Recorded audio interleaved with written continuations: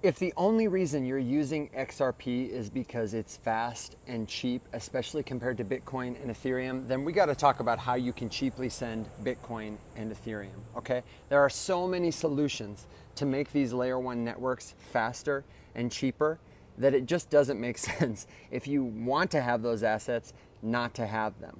Here's an Ethereum transaction I did on Base. ETH on Base is fast and cheap. This is in my Coinbase wallet. Look at the fee. Fractions of a penny to essentially zero out the cost to send this ETH, and it settles almost instantly. Same thing with Bitcoin. When I'm sending it through my Coinbase wallet, I'm paying 44 cents. It's nothing. And like, I get it. It's not nothing. If you want to send money, you probably shouldn't be using Bitcoin. I would recommend you use something else like a stable coin, or that you exchange your Bitcoin for a synthetic asset like Coinbase BTC, CBBTC on their platform. You can send Bitcoin fast, cheap. You can use the Lightning Network. You can use the Stacks L2.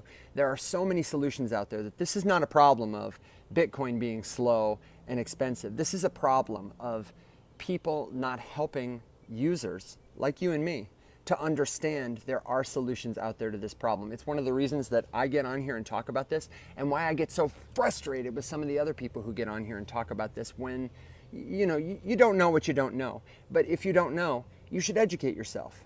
There are solutions out there. Just because you don't know them doesn't mean nobody has an answer to this. No. That's on you, the influencer who's teaching people, or you, the user. And we can do a better job to educate folks about that. So your point is taken, but XRP, just as a token, it's not likely to fulfill its promised utility. And if all you're using it for is because it's fast and cheap, even if you don't want to use Bitcoin or Ethereum, you could use Solana, you could use Algorand, you could use Tron, you could use any number of stable coins to pay someone else fast, cheap, and in some cases faster and cheaper than XRP. I hope that helps, and if you have other suggestions for how to do blockchain better or questions, then leave them in the comments.